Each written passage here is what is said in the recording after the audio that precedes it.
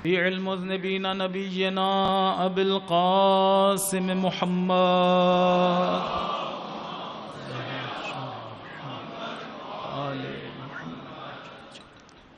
وعلى أهل بيته الطيبين الطاهرين الهداة المهديين لا سيما بقية الله في الأرضين روحي له الفداء وأرواح العالمين واللعنة الدائمة على أعدائهم أجمعين من حين عداوتهم إلى قيام يوم الدين. أما بعد فقد قال الله تبارك وتعالى في محكم كتابه أعوذ بالله من الشيطان الرجيم قل هل من شركائكم من يهدي إلى الحق قل الله يهدي للحق أفمن يهدي إلى الحق أحق أن يتبع أما لا يهدي إلا أن يهدى فما لكم كيف تحكمون. صلوات پڑھ دیں محمد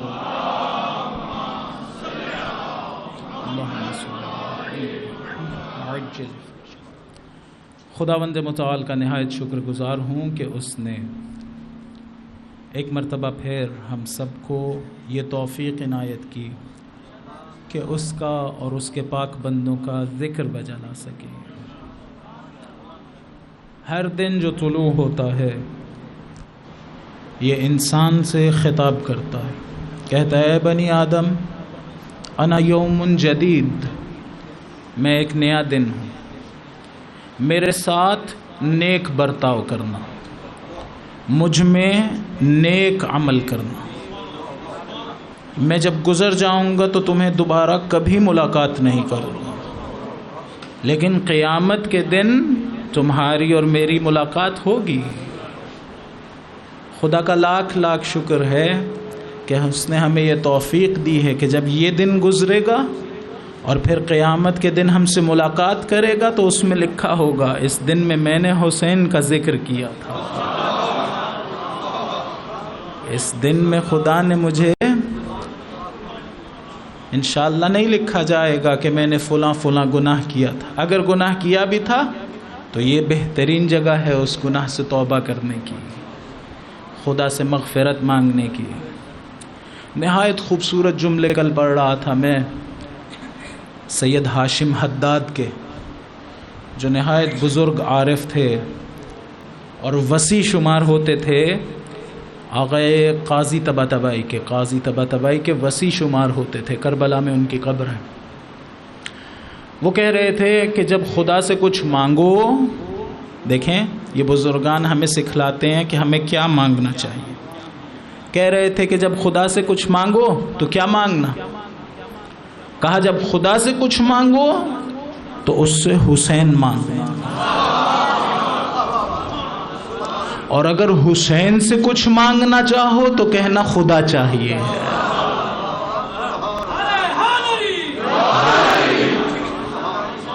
کیسی خوبصورت درسگاہ ہے، کیسی خوبصورت درسگاہ ہے جو ہمارے آقا نے سجائی ہے. کس قدر خوش قسمتی ہے کہ ہم اس درسگاہ کا حصہ ہیں. ہمیں بتلا رہے تھے کہ جب خدا سے کچھ مانگنا ہو معمولی چیز نہ مانگنا، خدا سے کہو مولا مجھے حسین کی رضا چاہیے، ایسا ہو جائے کہ میرا مولا مجھے دیکھے تو خوش ہو جائے. اور امام حسین یاد آئیں تو ان سے کہو مولا میں خدا سے دور بہت عرصہ رہ لیا، اب چاہتا ہوں خدا کے ساتھ رہوں. کیسی خوبصورت بات ہے. خدایا اس مجلس کے صدقے میں، اس میں آنے والے مومنین کے صدقے میں، اس ذکر کے صدقے میں خدایا ہمیں خلوص عطا فرما، اس عبادت کو ہماری طرف سے اپنی بارگاہ میں قبول و منظور فرما. جب ہم کہتے ہیں مولا کو کہ مولا خلیفہ ہیں، اپنے ائمہ علیہم السلام کو یہ خلفاء ہیں، تو ہمارا مقصد فقط یہ نہیں ہوتا کہ لوگوں پر حکومت کرنے کا حق رکھتے ہیں، صرف یہ مقصد نہیں ہے، بلکہ ہم قائل ہیں کہ انہیں خلافت رسول خدا بھی حاصل ہے اور خلافت اللہ بھی حاصل ہے. اور یہ بھی عرض کیا تھا کہ ان کی خلافت اس دنیا تک محدود نہیں ہے. جہاں جہاں رحمت رسول خدا ہے وہاں وہاں خلافت خلیفہ رسول خدا ہے. اسی طرح سے محدود ہے، ایک مرتبہ نہیں. امامت کا دائرہ لوگوں کے علاوہ اور بھی مخلوقات پر محیط ہے. یہ امامت کا مرتبہ نہایت بلند ہے. آپ اگر توجہ کریں تو جس وقت حضرت ابراہیم علیہ السلام کا امتحان لے لیا گیا، وہ نبوت کے منصب پر فائز تھے، وہ خلت کے منصب پر فائز بھی تھے، خلیل اللہ تھے. لیکن جب امتحان لے لیا تو خدا نے کیا کیا؟ خدا نے ایک رتبہ اور عنایت کیا. وَإِذِ ابْتَلَى إِبْرَاهِيمَ رَبُّهُ بِكَلِمَاتٍ فَأَتَمَّهُنَّ. حضرت ابراہیم کا امتحان لیا. علماء مفسرین نے کہا ہے یہ وہی حضرت اسماعیل کو ذبح کرنے کا امتحان تھا کہ گوسفند لے آیا گئے اور پھر حضرت اسماعیل بچ گئے. کہا جب امتحان لے لیا تو پھر کیا ہوا؟ فَأَتَمَّهُنَّ قَالَ إِنِّي جَاعِلُكَ لِلنَّاسِ إِمَامًا. ایک مرتبہ پھر امام بنانے والا کون ہے؟ خدا. لوگوں نے مل کے حضرت ابراہیم کو امام نہیں بنایا.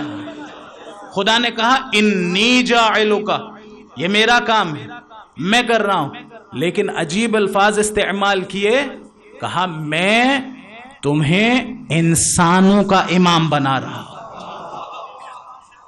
میں تمہیں انی جاعلک للناس اماما. یہ جو امامت عطا ہوئی ہے نا، یہ انسانوں پر امامت عطا ہوئی. معلوم ہوا ایک منصب امامت ایسا ہے جو انسانوں پر محیط نہیں ہے، فقط جن و انس و تمام مخلوقات کے امام ہے. حضرت ابراہیم نے کہا خدایا میری ذریت میں سے، کہا لا ینال عہد الظالمین. یہ منصب عجیب منصب ہے جو ظالمین کو نہیں ملتا ہے. یعنی کبھی بھی زندگی میں رتی برابر بھی ظلم کیا ہو تو اسے یہ الہی منصب نہیں ملے گا. یہ ایک اور فرق ہے ہم میں اور دیگر مکاتب فکر میں کہ وہ قائل ہیں کہ امام ظالم بھی ہو سکتا ہے، جابر بھی ہو سکتا ہے، زور اور دھونس سے بھی لوگوں کی امامت کے منصب پر فائز ہو سکتا ہے. ہم قائل ہیں کہ نہیں، یہ کوئی دنیاوی منصب نہیں ہے، یہ خدائی اور الہی منصب ہے. اس کے لیے ایک نہایت اہم شرط یہ ہے کہ ذرہ برابر بھی ظلم نہ کیا ہو. اب توجہ ہوئی کہ جناب امیر کیا کہہ رہے تھے؟ کہہ رہے تھے اگر ساری کائنات مجھے دے دی جائے اور ایک چونٹی پر ظلم کرنے کا کہا جائے، علی نہیں کرے گا.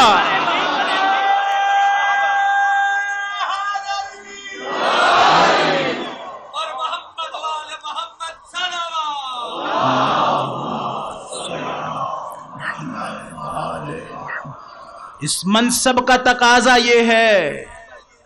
دوسروں نے تو روایتیں گھڑ دیں رسول پاک کے نام پر کہ کہا کہ بعض لوگ ایسے ہوں گے، ایک زمانہ آئے گا اس طرح کے امام ہو جائیں گے کہ ان کے دل شیطانوں والے ہوں گے، جسم انسانوں والے ہوں گے.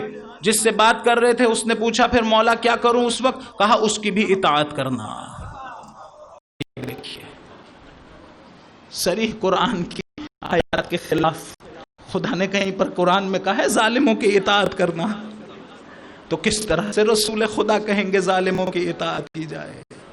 رسول کے نام پہ جھوٹ باندھی جائے. کس نے آ کے پوچھ لینا ہے کیوں کہا؟ ایک درود پڑھیے.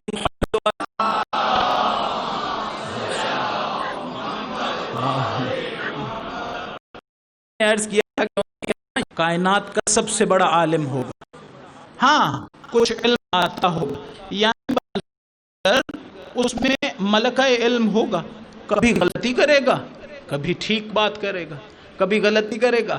نہیں، جس امامت قائل ہیں وہ دنیاوی منصب نہیں ہے، وہ الہی منصب ہے.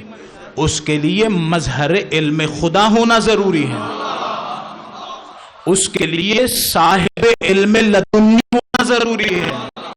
یعنی یہاں آ کے وہ علم حاصل نہ کرے، خدا کی طرف سے علم لے کے آیا ہو، اس کے لیے رسوخ فی القرآن کی شرط ہے، یعنی وہ ایسا ہو کہ قرآن میں راسخ ہو، علم میں راسخ ہو، علم اس میں راسخ نہ ہو، وہ علم میں راسخ ہو، قرآن اس میں راسخ نہ ہو، وہ قرآن میں راسخ ہو۔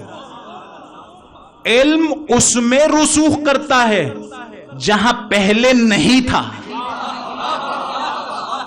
اس میں علم پہلے نہیں تھا پھر راسخ ہو گیا، نہیں، ہم اس کو امام نہیں مانتے جو لمحہ بھر کے لیے بھی جاہل رہا ہو، وہ جب سے ہوتا ہے علم ہوتا ہے،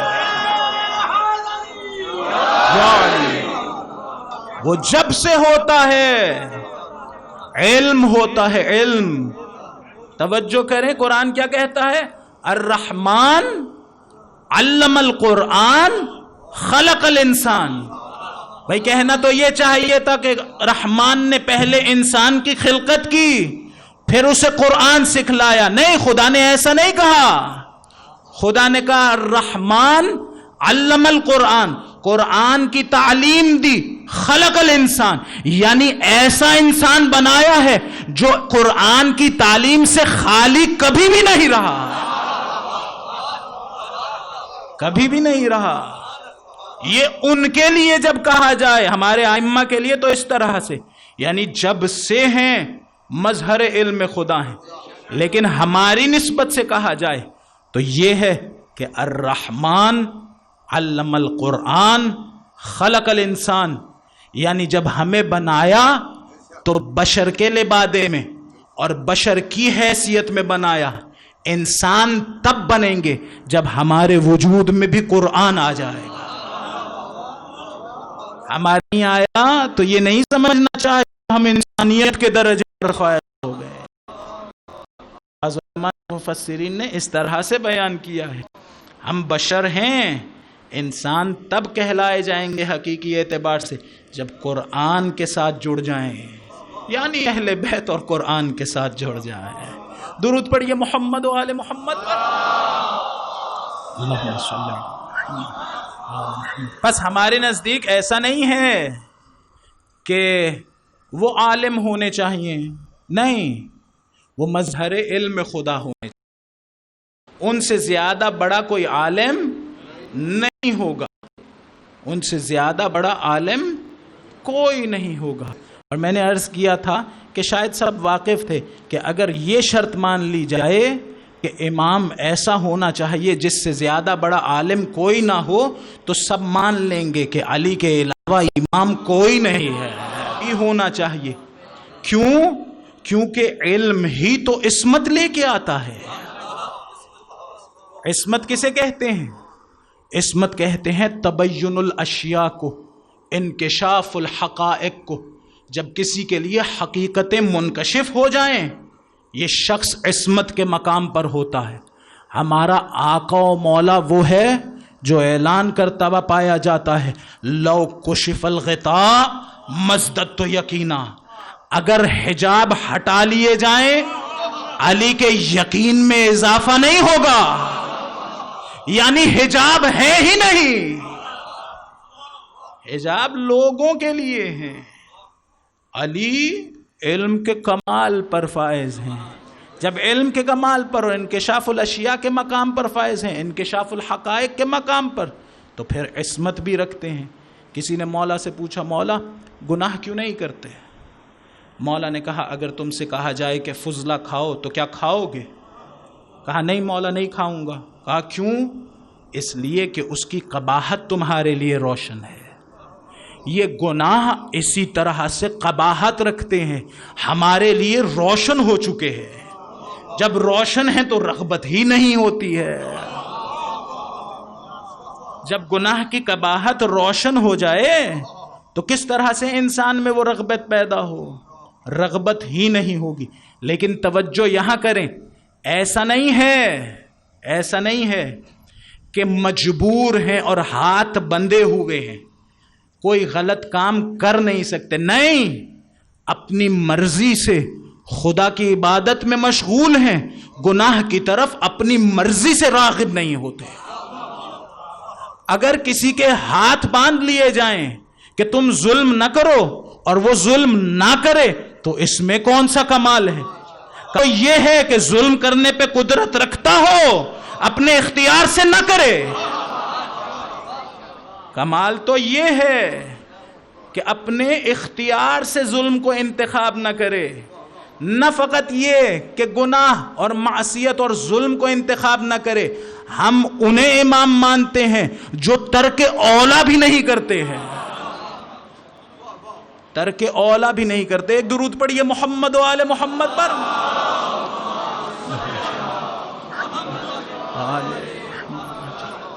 یعنی اپنی مرضی سے، اپنی مرضی سے۔ اگر آپ توجہ کریں آیت تطہیر خدا نے توفیق دی تو میں کسی وقت میں بیان کرنے کی کوشش کروں گا۔ کیا کہا ہے وہاں پر؟ انما یرید اللہ لیذھب عنکم الرجس، خدا کا ارادہ یہ ہے کہ رجس کو آپ سے دور رکھے۔ یہ نہیں کہا خدا نے کہ خدا کا ارادہ یہ ہے، بہت توجہ کیجیے، یہ نہیں کہا خدا نے کہ خدا کا ارادہ یہ ہے کہ آپ کو رجس سے دور رکھے۔ خدا کا ارادہ یہ ہے کہ رجس کو آپ سے دور رکھے۔ یہ نہیں کہا کہ خدا کا ارادہ یہ ہے کہ آپ کو رجس سے دور رکھے۔ اگر یہ کہا جائے نا کہ خدا کا ارادہ یہ ہے کہ آپ کو رجس سے دور رکھے، کوئی کہہ سکتا ہے، گمان کر سکتا ہے گویا کوئی رغبت تھی رجس کی طرف جانے کی، خدا نے روک کے رکھا تھا۔ نہیں، خدا نے یہ نہیں کہا۔ خدا نے کہا میرا ارادہ یہ ہے کہ رجس کو آپ سے دور رکھوں۔ یہ اور مقام ہے۔ درود پڑھیے محمد و آل محمد۔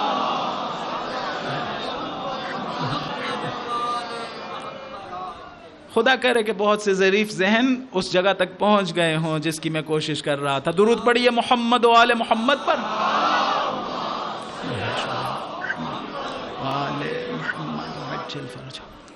اور ساتھ ہی یہ ہے کہ اعلیٰ ترین مناصب پر جو فائز ہیں وہ بھی اس لیے کہ اعلیٰ ترین درجے کا ذکر اور توجہ حاصل ہے، اس قدر مشغول ہیں ذکر خداوند متعال میں کہ غیر خدا کی طرف متوجہ ہی نہیں ہوتے ہیں۔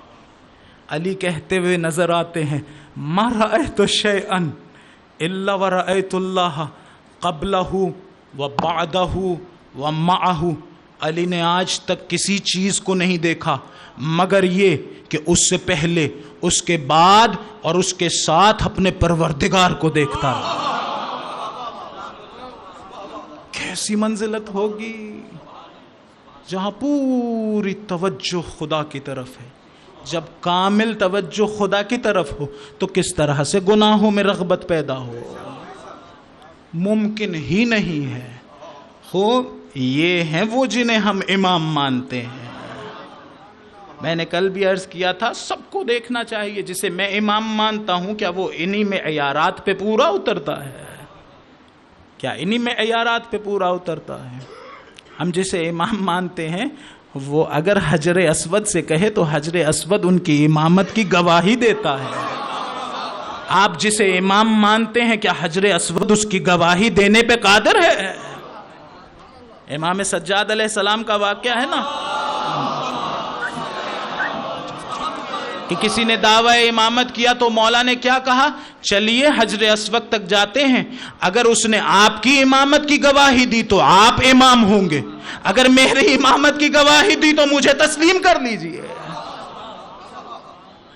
ہمارے ائمہ جنہیں ہم مانتے ہیں ہم انہیں امام مانتے ہیں کہ جو اگر چاہیں تو نہ فقط حجر اسود، ایک پہاڑ سے کہیں کہ رستہ چھوڑ دو تو وہ رستہ چھوڑ جائے گا۔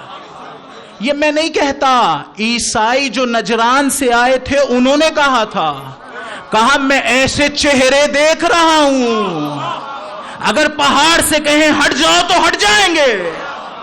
کیا کہا انہوں نے کہ لوگوں پر واجب ہے۔ لوگ کیوں بھائی کیوں؟ کیا کرنا ہے امام نے؟ ان کے نزدیک امام کی ذمہ داریاں کیا ہیں؟ امام کی ذمہ داری یہ ہے کہ وہ حدود کی حفاظت کرے، بارڈرز کی حفاظت کرے، دشمنوں کو اندر نہ آنے دے۔ ان کے نزدیک یہ امام کا وظیفہ ہے۔ اور کیا ہے امام کا وظیفہ؟ عدالت اجتماعی، سوشل جسٹس، کوئی ایک بندہ دوسرے پہ ظلم نہ کرے، یہ وظیفہ ہے امام کا۔ اور کیا وظیفہ ہے؟ 3 وظائف ذکر ہوئے۔ تیسرا وظیفہ یہ ہے کہ پیس، امنیت یہ معاشرے میں برقرار رہے۔ جو خلیفہ ہے، جو امام ہے، اس نے یہ کام کرنے۔ یہاں کہاں ذکر ہوا ہے کہ امام کو خدا نے اس لیے بھیجا تھا کہ انسان کی روح میں چھپی ہوئی طاقتوں کو فعلیت عطا کر کے خدا کے قریب لے جائے۔ کہیں ذکر نہیں ہوا، کہیں نہیں کہا گیا۔ یہاں تو کہا گیا سوشل جسٹس ہو اور امن و امان ہو، حدود کی حفاظت ہو۔ ہم امام کی یہ ذمہ داریاں نہیں سمجھتے، ہم یہ جانتے ہیں کہ امام رہبری کے لیے آتا ہے، یعنی یہ کہ بندگان خدا کا ہاتھ پکڑے اور خدا کے قرب کے مکان پر لے جائے۔ یعنی امام کا ہدف یہ ہے کہ لوگوں کی صلاحیتوں کے مطابق ہر ایک کو سلمان و بوذر و مقداد و مالک اشتر بنا دے، معرفت کی اوج پر قائم کر دے انسانیت کو۔ امام زمانہ عجل اللہ تعالی فرجہ الشریف،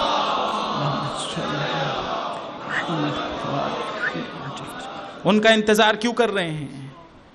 انہوں نے آ کے کوئی انوینشنز کرنی ہیں، کوئی آ کے ڈسکوریز کرنی ہیں۔ علم منکشف ہو جائے گا، علم منکشف ہو جائے گا اس وقت۔ لیکن کیا ان کا انتظار اس لیے کر رہے ہیں کہ انہوں نے آ کے بڑا سکون پیدا کر دینا ہے معاشرے میں؟ بس نہیں، یہ سکون کا پیدا کرنا یہ خود ہدف نہیں ہے، یہ معاشرے کو تعادل کی طرف لانا یہ خود ہدف نہیں ہے، یہ حکومت کا قائم کرنا یہ بذات خود ہدف نہیں ہے۔ عادلانہ حکومت کی ضرورت اس لیے ہے کہ امام ہر ایک کے وجود میں چھپے ہوئے گوہر کو نکھار دے۔ حکومت اس لیے ضروری ہے، امام کو ملے تو سونے پہ سہاگا، نور نلا نور۔ اگر نہ ملے تو امام کی ذمہ داری ختم نہیں ہوتی۔ حکومت نہ ملے تب بھی امام رہتا ہے، تب بھی کوشش کرتا ہے کہ اس سے مربوط جو شخص کمال تک پہنچ سکتا ہو اس کا ہاتھ پکڑے اور کمال کو لے جائے، اس کا ہاتھ پکڑے اور کمال کو لے جائے۔ دیکھیے ذرا سوچئے، رسول خدا کو کیوں بھیجا گیا؟ کیوں بھیجا گیا؟ اس لیے بھیجا گیا کہ سب نماز روزہ اور یہ کچھ کرتے رہے، بس۔ کیا یہ تھی بات؟ سارے موحد ہو گئے، سارے نبوت پر ایمان رکھتے ہیں، سارے معاد پر ایمان رکھتے ہیں، ثواب کی خاطر سارے کے سارے یہی اعمال کیا یہی مقصد ہے فقط؟ نہیں، یہ سب کا سب مقدمہ ہے۔ کس چیز کے لیے؟ ضروری ہے، واجب ہے۔ کس چیز کے لیے؟ کہ انسان کی روح میں اتنی پاکیزگی پیدا ہو کہ انسان کی روح کا تکامل شروع ہو اور وہ قرب خداوند متعال کے مقام پر آئے۔ وجودی اعتبار سے اس کی روح میں تحول پیدا ہو جائے، رذائل ختم ہو جائیں، صفات حسنہ اس کی روح میں آ جائیں۔ اسی لیے فرمایا انما بعثت لأتمم مکارم الاخلاق۔ حصر اور قصر کے ساتھ کہا، میں چاہتا ہوں کہ تم لوگوں کی روحیں ایسی ہو جائیں کہ خدا کے اخلاق سے آراستہ ہو جائیں۔ یعنی ایسی نمازیں ضرورت نہیں ہے جو روح سے خالی ہوں۔ عبودیت کے ایسے مقام پر پہنچو جہاں تمہارے اخلاق خدا والے ہوں۔ ایک اور مقام پہ فرمایا تخلقوا باخلاق اللہ، وہ جو خدا کے اخلاق ہے نا وہ حاصل کر لو۔ ایک اور جگہ پہ قرآن نے کہا صبغۃ اللہ، ومن احسن من اللہ صبغہ، خدا کا رنگ، اور خدا کے رنگ سے بہتر کون سا رنگ ہے؟ یعنی رسول خدا چاہتے تھے کہ خلق کو کہ خدا کے رنگ میں رنگ دیں، خدا کے رنگ میں رنگ دیا جائے. کیا بتائیے سوچ کے کہ وہ جو خود خاکی ہے کیا وہ یہ کر سکتا ہے یا نہیں؟ ضرورت ہے کہ ایک نوری اس بشریت کے لبادے میں آئے اور اس کام کو ہمارے میں مدد کرے. ایک نوری یہ کر سکتا ہے، خاکی یہ نہیں کر سکتا ہے. درود پڑھیے محمد و آل محمد. اللہم صلی علی محمد. مجھے احساس ہے کہ شاید بات تھوڑی سی باعث پریشانی ہوئی ہو، لیکن ساتھ رہیے، انشاءاللہ حل ہوگی. دعا فرمائیے اور صلوات پڑھیے محمد و آل محمد. اللہم صلی علی محمد و آل محمد. یعنی چاہتے یہ ہیں کہ ہم وجودی اعتبار سے اپنی روح میں تمام کمالات حاصل کر لیں اور تمام رذائل سے دور ہو جائے. یہ کمالات دو طرح کے ہوتے ہیں. بعض کمالات ایسے ہیں جنہیں ہم کسب کرتے ہیں، بعض فضائل ایسے ہیں جو کسب کیے جاتے ہیں، بعض فضائل ایسے ہیں جو کسب نہیں ہوتے، ہمیں مل جاتے ہیں. ایسا نہیں ہے کہ ان کی کوئی حکمت نہیں ہوتی، لیکن ایسا ضرور ہے کہ اس کے لیے ہم نے کوئی عمل نہیں کیا ہوتا، وہ فضیلت ہوتی ہے اور ہمیں مل گئی ہوتی. مثلا ایک مسلمان گھرانے میں پیدا ہونا باعث فضیلت بات ہے یا نہیں؟ باعث فضیلت بات ہے. میں نے خود کوئی عمل نہیں کیا تھا، میرے آباء و اجداد نے کوئی عمل کیا کہ میں متولد ہوا ایک مسلمان گھرانے میں. اس طرح سے میرا عمل نہیں تھا، اس میں کوئی دخالت نہیں رکھتا تھا. شیعہ گھر میں پیدا ہوا، اگر ایک اچھے خاندان میں پیدا ہوا، یہ سارے کی ساری فضیلتوں والی باتیں، لیکن فضائل غیر اکتسابی، انہیں میں نے خود سے نہیں کمایا، اپنے عمل سے نہیں کمایا. بعض فضائل ایسے ہیں جو مجھے اپنے عمل سے حاصل کرنے پڑتے ہیں. مثلا شجاع ہو جانا، بہادر، مثلا سخی ہونا، مثلا متقی ہونا، مثلا پرہیزگار ہونا. اگر میں ایک پرہیزگار گھرانے میں پیدا ہوں تو اس کا یہ مطلب نہیں ہے کہ میں بھی مجبوراً پرہیزگار ہی ہوں گا. نہیں، مجھے تقوی حاصل کرنا پڑے گا، مجھے محنت کرنی پڑے گی. ایک فضیلت ہے، اسے کمانا ہوگا. علم، مجھے یہ فضیلت کمانی ہوگی. بس دو قسم کے فضائل ہیں، ایک فضیلت اکتسابی، ایک فضیلت غیر اکتسابی. ائمہ علیہم السلام کی زندگیوں میں دیکھیں تو وہاں پر بھی ظاہر میں ایسا نظر آتا ہے کہ دو قسم کی فضیلتیں، ایک ہے فضیلت اکتسابی، ایک ہے فضیلت غیر اکتسابی. آپ نے وہ واقعہ سن رکھا ہوگا کہ امام حسین علیہ السلام سے امام علی علیہ السلام کا مکالمہ ہوا. تو کیا فرمایا مولا نے؟ کہا مولا، امام حسین علیہ السلام نے فرمایا بابا بعض فضائل میرے ایسے ہیں جو کسی کے نہیں ہیں سوائے امام حسن علیہ السلام کے. کون سے؟ میرے نانا جیسا کوئی نہیں ہے، میرے بابا جیسا کوئی نہیں ہے، میری ماں زہرا سلام اللہ علیہ جیسی کوئی نہیں. یہ فضائل ہیں نا، فضائل گن رہے، لیکن یہ فضیلتیں ظاہر میں، پھر سے کہہ رہا ہوں، ظاہر میں ایسا ہے کہ کوئی عمل انجام نہیں دیا اس دنیا میں، لیکن خدا نے یہ فضیلت عطا کی ہے. ہاں ممکن ہے اس عالم سے پہلے عوالم میں کچھ ایسا کیا ہو کہ پھر اس گھرانے میں آئے ہو، یہ ممکن ہے. یا یہ کہ بعد میں جو کرنا ہے وہ خدا کے علم میں تھا، خدا نے پہلے ہی اہتمام کر دیا، خدا نے پہلے ہی اسی گھرانے میں بھیج دیا. اسی طرح کی ایک فضیلت اور کیا ہے؟ جناب امیر علیہ السلام کا جوف کعبہ میں آنا، خانہ کعبہ. یہ فضیلت کائنات میں اور کسی کو حاصل نہیں. یہ فضیلت حتیٰ جناب رسول خدا صلی اللہ علیہ وآلہ وسلم کو بھی حاصل نہیں ہے. فضیلت کی بات ہے جوف کعبہ میں آنا، لیکن صرف جناب امیر کی ہے. ظاہر میں ایسا ہے کہ خود سے کوئی عمل نہیں انجام دیا. ہاں والدین نے، آباء و اجداد نے کوئی عمل انجام دیا، یا خود اس زمانے اور اس عالم سے پہلے کوئی عمل انجام دیا، یا بعد میں کچھ ایسا کرنا تھا کہ خدا نے شروع سے اہتمام شروع کر دیا. خوب میں تعجب ہوا، ٹی وی پر ایک مولانا صاحب کو دیکھ رہا تھا، انکار کر رہے تھے اس حدیث کا کہ مولا علی علیہ السلام جوف کعبہ میں، اور کیا کہہ رہے تھے؟ دیکھیے یہ عقل کے بھی خلاف ہے کہ اگر کسی خاتون پہ ایسا وقت آئے تو وہ اپنے گھر کے بجائے مسجد یا خانہ کعبہ جائے. میرے ذہن میں آیا خدا نے تمہاری عقل کے مطابق پہلے کون سا کام کیا تھا جو اب کرنا تھا؟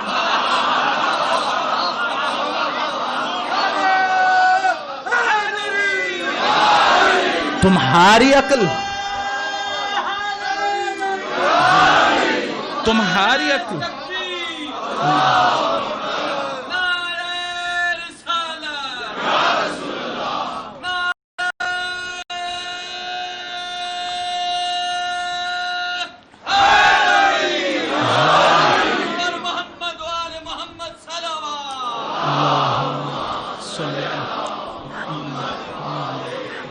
کیا تمہاری عقل معیار ہے؟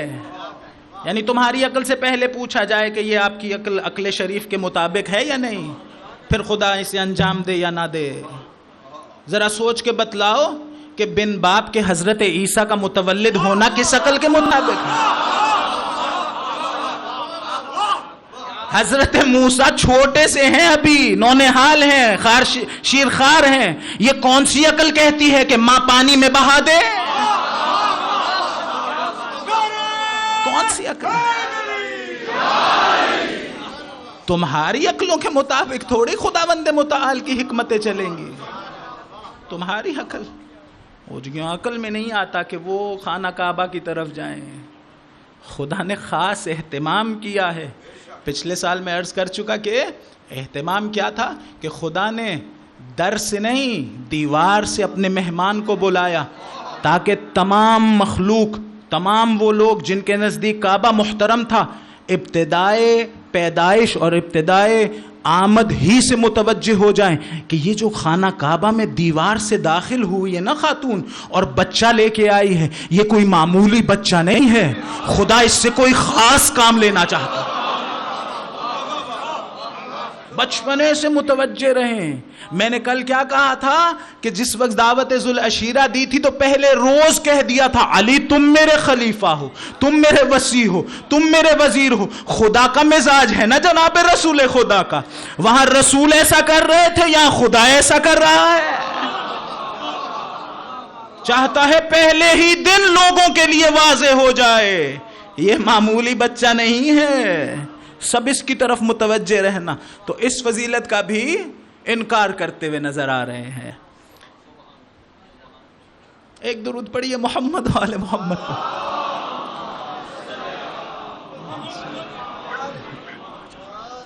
خوب یہ وہ ہیں کہ جس وقت سجدے میں سر رکھتے ہیں پیاس سے ہونٹوں سے کہہ رہے ہوتے ہیں رضن برضائہ.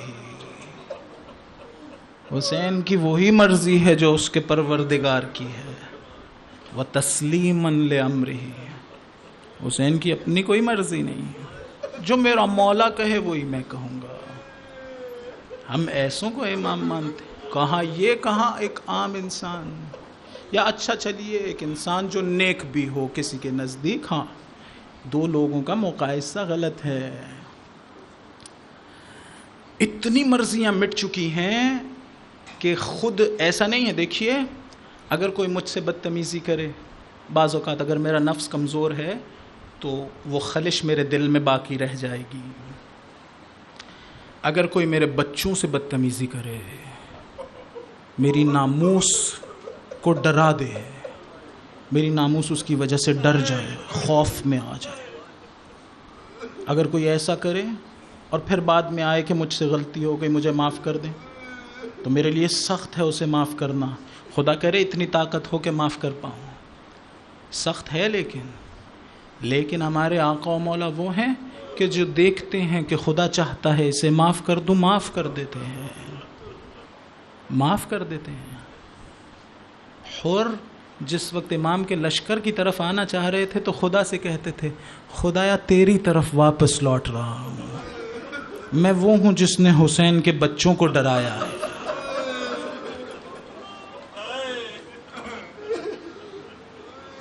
جس وقت امام حسین کی بارگاہ میں آئے تو مولا نے نہیں کہا کہ نہیں چلے جاؤ تم نے تو ایسا کیا تھا، فوراً معاف کر دیا. کیسا کریم مولا ہے.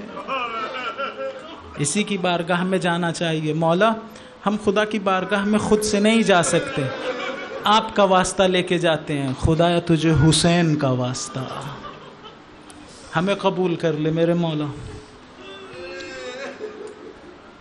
حضرت حر نہایت عظیم شخصیت ہیں، خدا نے امام حسین علیہ السلام کی زبانی انہیں سند عطا کی ہے، ایسی شخصیت جس نے حقیقی توبہ کی ہے۔ حقیقی توبہ کے 3 اجزاء ہیں، کمال توبہ نہیں، شرائط توبہ عرض کر رہا ہوں۔ ایک، انسان نادم ہو، اسے ندامت ہو، خدایا مجھ سے غلطی ہو گئی، شہوات میں آ گیا تھا، غیظ و غضب میں آ گیا تھا، خدایا بھی شرمندہ ہوں، ایک۔ دوسرا، خدایا دوبارہ کبھی نہیں کروں گا، پکا ارادہ ہو۔ تیسرا، جو غلط کیا ہے اسے ٹھیک کروں۔ حر نے یہ 3 کام کیے تھے۔ حر کو شرمندگی تھی، پکا ارادہ تھا، خود بھی شہید ہوا، اولاد کو بھی لے کے گیا۔ پھر کیا کہا مولا وہ جو مجھ سے غلط ہوا ہے اس کی اصلاح کرنی ہے، سب سے پہلے میں جنگ کے لیے جاؤں۔ کیسی توبہ کی ہے حر نے، ہم سب کے لیے امید باندھ دی ہے، ہم سب کے لیے امید باندھ دی ہے۔ جس وقت پہنچے نا مقام شرف پہ تو مولا کے اصحاب نے نعرہ بلند کیا۔ مولا نے پوچھا نعرہ کیوں بلند کیا؟ کہا دور سے ہمیں نخلستان نظر آ رہا ہے، کھجور کے درخت نظر آ رہے ہیں۔ بعض نے کہا اس علاقے میں تو کوئی کھجور کے درخت نہیں ہے۔ تھوڑا سا انتظار کیا تو دیکھا کہ گھوڑوں کی گردنیں نمودار ہوئی ہیں۔ پچھلے روز امام حسین کہہ چکے تھے اصحاب سے کہ جتنا پانی درکار ہوتا ہے نا اس سے زیادہ ساتھ رکھ لینا۔ کون کہہ رہا ہے؟ وہ جس کے بچوں کو 3 دن پیاسا رکھا جائے گا۔ کیوں کہہ رہا ہے؟ جس وقت حر کا لشکر آیا تو سارے پیاس سے بلک رہے تھے۔ حسین نے اصحاب سے کہا، اپنے بچوں سے کہا، حر کے لشکر کو فقط پانی نہ پلاؤ، اس کے گھوڑوں کو بھی سیراب کرو۔ کیسا کریم آقا ہے، کریم ابن کریم آقا ہے۔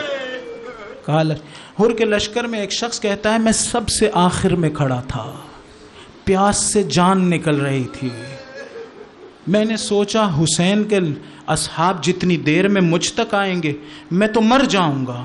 ابھی یہ سوچ رہا تھا تو دیکھا حسین نے خود مشک اٹھائی، چلتے ہوئے مجھ تک آئے ہیں، تب تک پانی ڈالتے رہے جب تک میں سیر نہ ہوا، مجھے سیراب کیا۔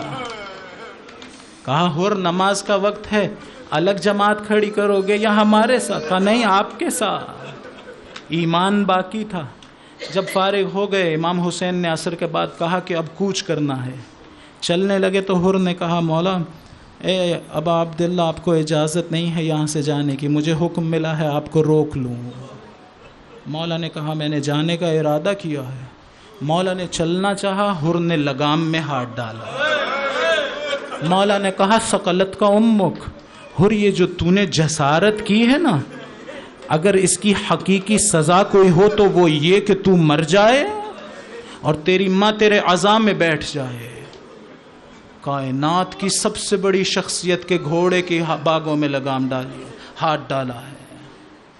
عجیب جملہ کہا ہے حر نے، کہا مولا اے ابا عبداللہ آپ نے میری ماں کا ذکر کیا ہے نا، میں آپ کی ماں کا ذکر نہیں کر سکتا۔ میں جانتا ہوں آپ سیدہ کی اولاد، کاش مدینہ والوں کو اتنی ہی غیرت ہوتی، رسول زادی روتی نہ رہتی۔ اے حر کاش اتنی ہی غیرت ہوتی، رسول زادی گریہ نہ کرتی رہتی۔ مولا نے وہیں پر پڑاؤ کربلا میں پڑاؤ ڈالنے کی نیت کی۔ عاشور کا دن آیا، حر کا اضطراب اپنے اوج کو پہنچا۔ غلام نے دیکھا آقا نہایت مضطرب ہے، جا کے بیٹے کو خبر دی۔ بعض لوگوں نے کہا بیٹا پانی لے کے آیا، حر نے منہ سے نہ لگایا۔ بیٹے نے پوچھا بابا کیا مسئلہ ہے، کیوں پریشان ہو؟ کہا ذرا آؤ حسین کے خیموں کی طرف، دیکھو بچوں کی پیاس کی آواز آ رہی ہے بلکنے کی۔ میں سبب بنا تھا، میں نہیں جانتا تھا یہ لوگ حسین کے قتل کرنے کے لیے آئے۔ ایک مرتبہ حسین کے خیموں کی طرف گئے، بعض لوگوں نے کہا مقتل کے جملے ہیں کہ ڈھال کو الٹ دیا، اس کا مطلب یہ تھا کہ حسین میں لڑنے نہیں آ رہا، پناہ لینے آ رہا۔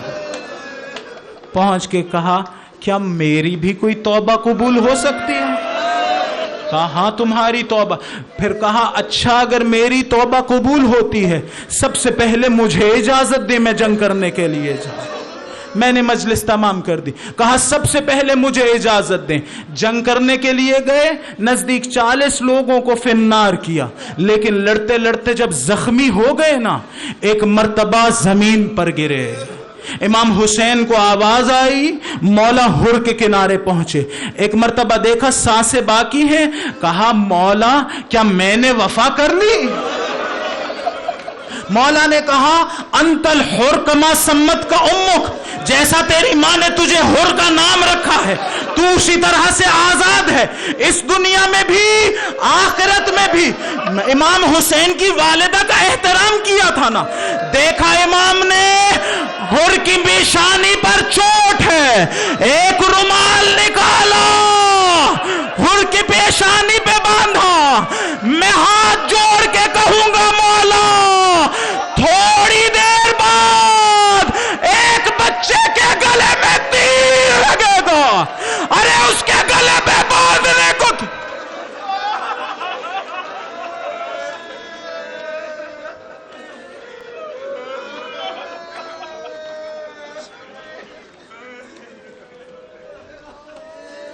اللہ لعنت اللہ علی القوم الظالمین وسيعلم الذین ظلموا أي منقلب۔ ماتم حسین